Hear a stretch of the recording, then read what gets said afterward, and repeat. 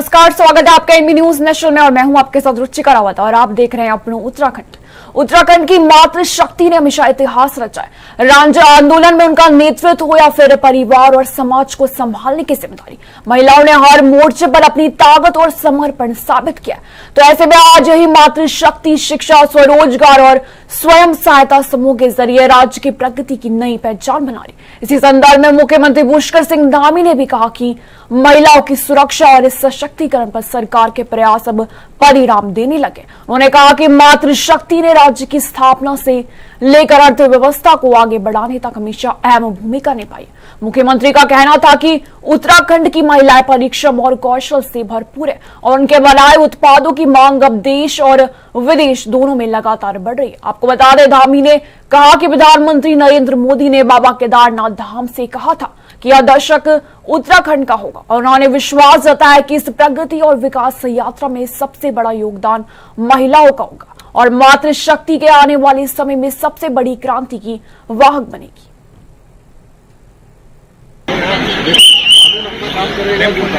ये जबरदस्त रहेगा। आने वाले अधिकारी में मेरे से कहने की बिल्कुल सही बात को पता होगा।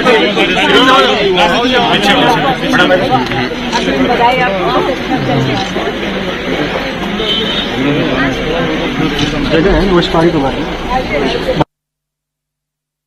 वही नई दिल्ली में आयोजित एक समारोह में उत्तराखंड की 2 सशक्तियों यानी कि राष्ट्रीय शिक्षक पुरस्कार 2025 से सम्मानित किया गया। राष्ट्रपति द्रौपदी मुर्मू ने चंपावत जिले की महिला टीचर मंजू बाला और देहरादून के एनएसटीआई के ट्रेनिंग ऑफिसर मनीष ममगाई को यह सम्मान दिया। आपको बता दें, मंजू बाला को शिक्षा के क्षेत्र में उनके योगदान के लिए सम्मानित किया गया, जबकि मनीष ममगाई को शिक्षा और कौशल विकास में उनके उत्कृष्ट काम के लिए यह पुरस्कार मिला। इसी के साथ राष्ट्रपति द्रौपदी मुर्मू ने इस अवसर पर सभी शिक्षकों को संबोधित करते हुए कहा कि शिक्षकों के लिए सबसे बड़ा पुरस्कार यही है कि उनके छात्र उन्हें हमेशा याद रखें और समाज व देश के लिए अच्छा काम करें।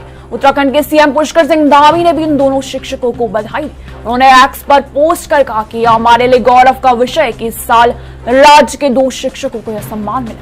दोनों शिक्षकों के समर्पण और नवाचार की सराहना की और कहा कि यह उनका काम नई पीढ़ी को सशक्त बनाने वाला है।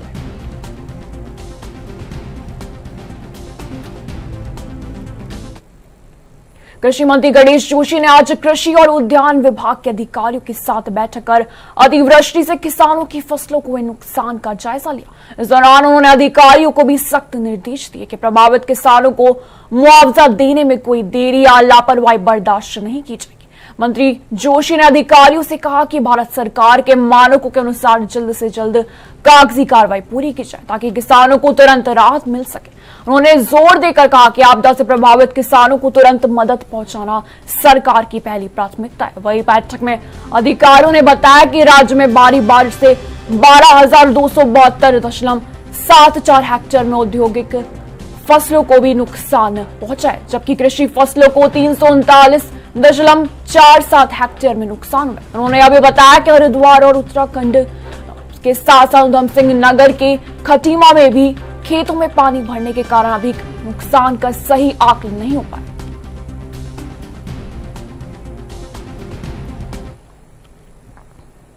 वहीं उत्तराखंड सरकार ने आज से केदारनाथ और बद्रीनाथ धाम की यात्रा फिर से शुरू कर दी। मौसम साफ होने और रास्ते ठीक होने के बाद यह फैसला लिया गया। आपको बता दें, इन दोनों धामों के लिए ऑनलाइन रजिस्ट्रेशन भी आज से शुरू हो गए। हालांकि गंगोत्री और यमुनोत्री धाम की यात्रा शुरू होने में अभी और समय लगेगा। अधिकारियों ने बताया कि जब इन धामों में स्थिति सामान्य हो जाएगी तो वहां की यात्रा भी बहाल कर दी जाएगी।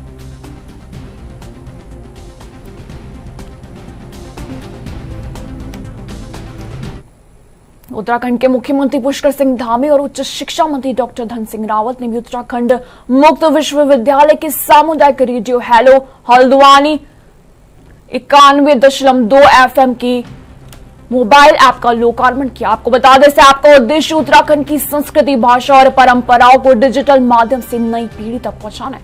मुख्यमंत्री ने इस पहल को परंपरा और तकनीक का संगम बताया। उन्होंने प्रदेश के सभी 13 जिलों में उच्च शिक्षा और कौशल विकास केंद्र स्थापित करने की भी घोषणा की।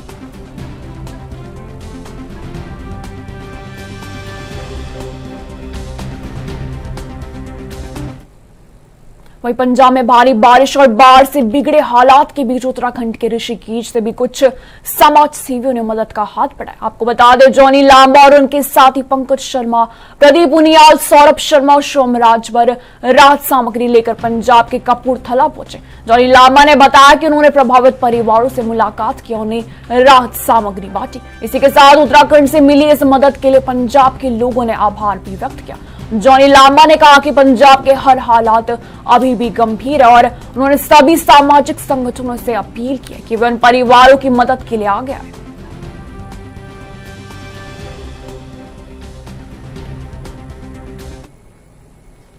वहीं अल्मोड़ा के जिला पंचायत समारोह में नवनिर्वाचित जिला पंचायत अध्यक्ष हेमा गैड़ा, उपाध्यक्ष और सभी सदस्यों ने पद और गोपनीयता की शपथ ली। आपको बता दें, समारोह में कैबिनेट मंत्री रेखा आर्य मुख्य अतिथि के रूप में मौजूद थी।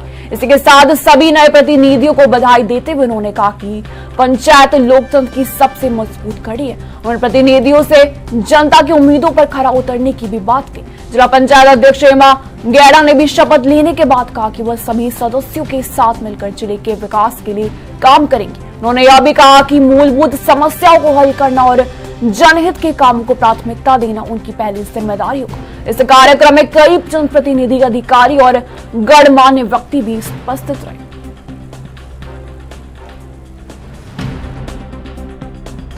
देखिए, आज जनपद अल्मोड़ा के जिला पंचायत अध्यक्ष, उपाध्यक्ष और सभी सदस्य गणों का आज संवैधानिक रूप से शपथ ग्रहण समारोह जो आज पूर्ण हुआ है, निश्चित रूप से सभी सदस्य गणों को, सभी उपाध्यक्ष को और हमारे जो जिला पंचायत की महिला अध्यक्ष हैं, सभी को हृदय की गहराइयों से बहुत बधाइयाँ हैं, बहुत शुभकामनाएं हैं। अब आपकी संवैधानिक जिम्मेदारियां, अब आपकी शुरुआत होती है। निश्चित रूप से आपको नई जिम्मेदारियों के लिए मेरी ओर से हृदय की गहराइयों से बहुत शुभकामनाएं हैं। और हम सब ने मिल के जो है वो राज्य सरकार के साथ में डबल इंजन के साथ जुड़ते हुए अपने अपने क्षेत्रों का और अपने ज़िले का जो है वो संपूर्ण और सर्वांगीण विकास जो है वो हमने करना है। मैं बेहद शुभकामनाएं देती हूँ सभी को और बेहद बधाइयाँ देती हूँ कि इन विषम परिस्थितियों में भी सभी अपने अपने जिला पंचायत क्षेत्रों से निकलते हुए जिला पंचायत में पहुँचे हैं और आज सभी ने संवैधानिक रूप से अपने शपथ को ग्रहण करते हुए आने वाले समय के दायित्व के लिए तैयार हुए हैं। सभी सदस्य, जिला पंचायत सदस्य वालों को सभी को बहुत बहुत शुभकामनाएं, बहुत बहुत धन्यवाद करती हूँ। और सभी सदस्यगण, सभी जिला पंचायत सदस्य मिलजुल कर काम करेंगे। बहुत बहुत धन्यवाद, शुभकामनाएं। धन्यवाद। वहीं उधम सिंह नगर जिले के बाजपुर में एक अनोखा नजारा देखने को मिला, जहां बारिश के बाद लेवड़ा नदी में गुलदार पानी में मस्ती करता हुआ दिखा। आपको बता दें, गुलदार को देखने के लिए बड़ी संख्या में लोग इकट्ठा हो गए, जिससे इलाके में हड़कंप मच गया। सूचना मिलते ही तहसीलदार अक्षय कुमार भट्ट मौके पर पहुंचे और वन विभाग की टीम को खबर दी। वन विभाग की टीम ने भी तुरंत कार्रवाई करते हुए गुलदार का सफल रेस्क्यू किया, उसे रेस्क्यू सेंटर ले गए। आपको बता दें कि बाजपुर क्षेत्र ऐसा क्षेत्र है जहां अक्सर गुलदार दिखाई देते, लेकिन नदी के पानी में मस्ती करते हुए गुलदार की ऐसी दुर्लभ तस्वीर लोगों के लिए चर्चा का विषय बन गई है।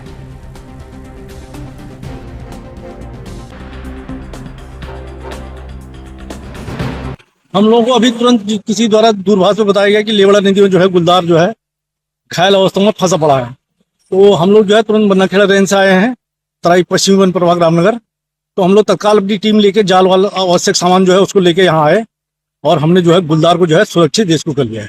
तो इसको अब सीधे रेस्क्यू सेंटर ले जाएंगे, वहाँ इसका उपचार करने के बाद जब सही हो जाएगा तो जंगल छोड़ देंगे।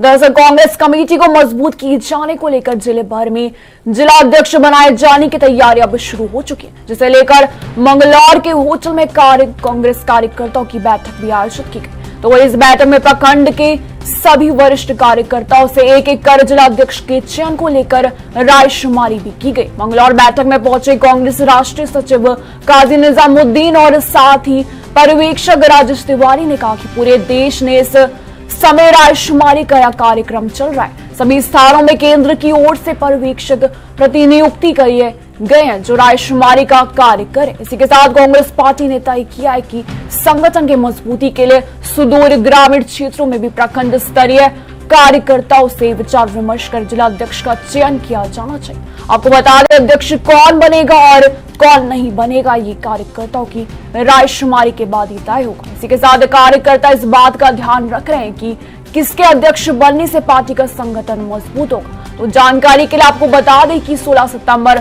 2025 तक रायशुमारी में चयनित किए गए नामों को राष्ट्रीय स्तर पर पहुंचाना है। पूरे देश में संगठन सृजन अभियान चल रहा है और 2025 वर्ष को कांग्रेस पार्टी ने संगठन सृजन अभियान वर्ष घोषित किया है।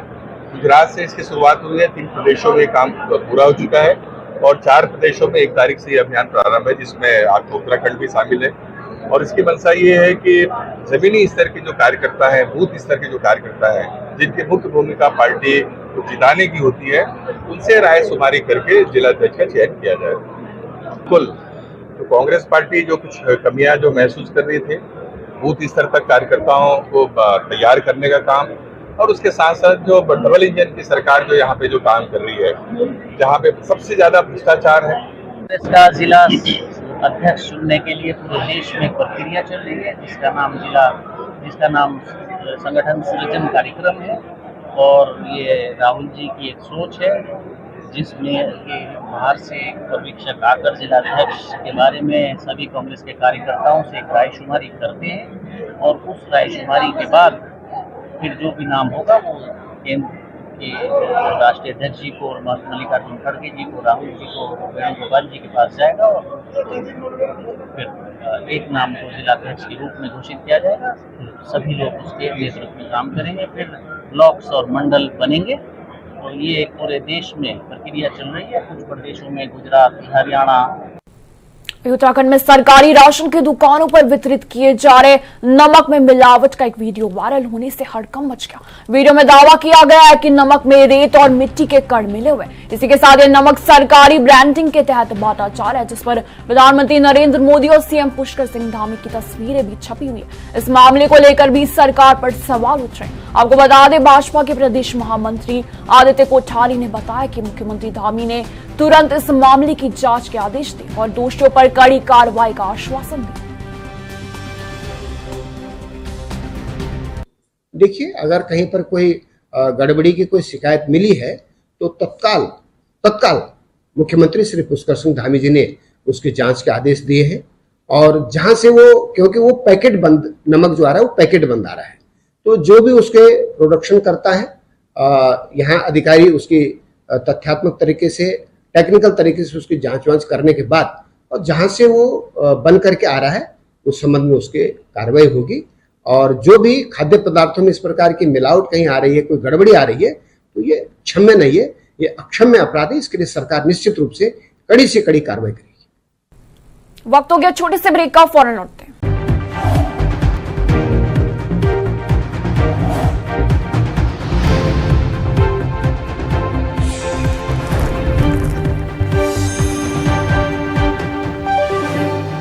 डाबर को पंजाब से गिरफ्तार किया गया। दोनों पति पत्नी और दोनों साई फार्मा नामक फर्जी फर्म चलाकर नकली दवाइयों का कारोबार करते थे। ये नकली दवाइयों का सामान देहरादून और हरिद्वार से लाते थे, फिर उन्हें पैक कर एम्बुलेंस के जरिए देश के अलग अलग राज्यों में सप्लाई करते थे। इस मामले में अब तक 12 लोग गिरफ्तार हो चुके हैं। इसी के साथ एसटीएफ की जांच जारी है।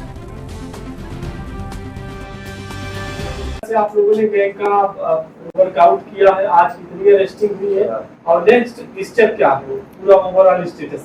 इसमें जो नकली दवाइयों के संबंध में ये जून माह में सेलागुई में मुकदमा पंजीकृत हुआ था और इसकी इंपॉर्टेंस को देखते हुए पुलिस हेडक्वार्टर ने ये इन्वेस्टिगेशन एसटीएफ को ट्रांसफर की थी। और इसमें इस पूरे गैंग को करीब हम लोगों ने बस्ट कर दिया है और इसमें 10 अरेस्टिंग पहले हो रखी हैं और ये 11वीं 12वीं 2 अरेस्टिंग अभी हुई हैं। और ये जो आज अरेस्टिंग हुई है इसमें एक प्रदीप कुमार है और दूसरा इसकी पत्नी श्रुति डावर है। इनको जीरकपुर पंजाब से अरेस्ट किया गया है। और ये जो है, ये जो मेन इस पूरे गैंग का जो लीडर था नवीन बंसल, जिसकी पूर्व में अरेस्टिंग हुई है, उसका पार्टनर था ये। और विगत में भी ये पानीपत पुलिस द्वारा इसको कोविड काल में फर्जी रेमडेसिविर इंजेक्शन सप्लाई में भी ये जेल जा चुका है। और इसके अतिरिक्त आईसीजीएस पोर्टल से और राज्यों से इसकी क्रिमिनल हिस्ट्री, आपराधिक इतिहास के संबंध में जानकारी की जा रही है।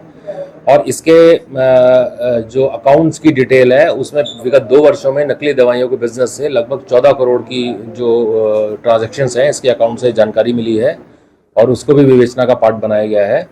और इसमें QR कोड बनाने वाला, आउटर बॉक्स प्रिंट करने वाला, पैकेजिंग मटेरियल देने वाला। वहीं उत्तराखंड के मुख्यमंत्री पुष्कर सिंह धामी ने मुख्य सेवक सदन में आयोजित एक कार्यक्रम में जनजाति कल्याण विभाग के तहत संचालित राज्य के आश्रम पद्धति स्कूलों के चयनित सहायक अध्यापकों को नियुक्ति पत्र प्रदान किए। इस अवसर पर मुख्यमंत्री धामी ने लगभग 15 करोड़ रुपए की विभिन्न योजनाओं का भी उद्घाटन और शिलान्यास किया। आपको बता दें, उन्होंने कहा कि सरकार के पिछले 4 सालों में 25,000 से अधिक युवाओं को सरकारी नौकरी मिली है। उन्होंने सख्त नकल विरोधी कानून को भी लागू करने का जिक्र किया, जिससे अब योग्य युवाओं को लगातार अवसर मिल रहे। मुख्यमंत्री ने कहा कि उनकी सरकार की सर्वोच्च प्राथमिकता शिक्षा और रोजगार में पारदर्शिता लाना है।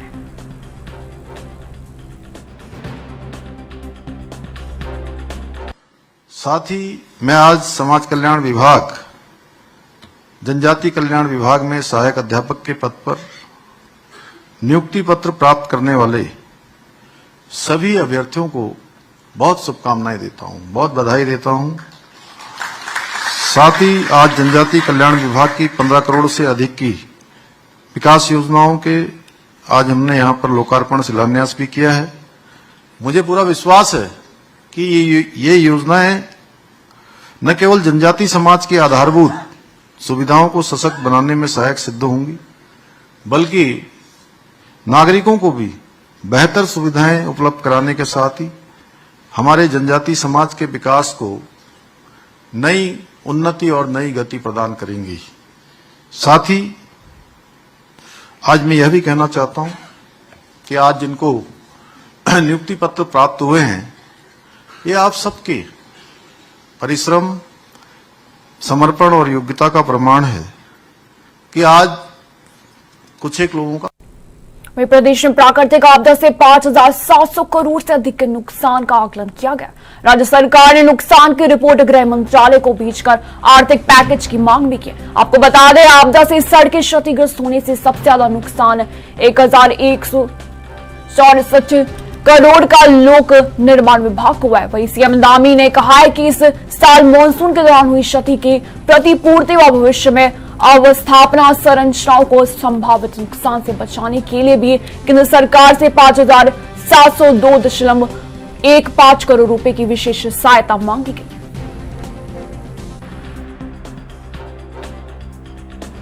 आगे स्तर पे तो चल रहा है, लेकिन क्या सरकार के स्तर पे कुछ बड़ा होगा? देखिए, पहले दिन ही जिस दिन हमारे यहाँ धराली में आपदा आई थी, धराली आपदा में ही आदरणीय प्रधानमंत्री जी ने और आदरणीय गृह मंत्री जी ने हमें पूरा भरोसा दिलाया था कि हर परिस्थिति में वो हमारे साथ खड़े होंगे, हर प्रकार की हमारे राज्य के लिए जो सहायता होगी सहायता करेंगे। और पहले भी चाहे जोशीमठ हो या अन्य आपदाएं हों, हर एक आपदा में भारत सरकार ने हमारा आदरणीय प्रधानमंत्री जी के नेतृत्व में हर प्रकार से सहयोग किया है। जो हमारे एक प्रारंभिक आकलन जो राज्य की मशीनरी ने किया है, सभी जिलों से आया है, लगभग 5700 करोड़ का आकलन किया है, उसको अभी हम लोग, चूँकि भारत सरकार की भी NDMA और एक टीम यहाँ पर आएगी, वो टीम आकलन करेगी और हमें पूरा भरोसा है कि भारत सरकार हर बार की तरह हमारा सहयोग करेगी। वहीं उत्तराखंड में भारी बारिश के कारण सड़कों की हालत बद से बदतर हो गई है। कई जगहों पर सड़कें टूट गई और गड्ढे हो गए, जिससे आम लोगों को भी काफी परेशानियां हो रही है। आपको बता दें, राजधानी देहरादून में भी यह स्थिति है। देहरादून के जिलाधिकारी सविन बंसल ने आश्वासन दिया कि मानसून के बाद सड़कों के गड्ढे बड़े पैमाने पर भरे जाएंगे। फिलहाल लोगों की परेशानी को कम करने और यातायात को सुचारू रखने के लिए गड्ढों को अस्थायी तौर पर भरा जा रहा है।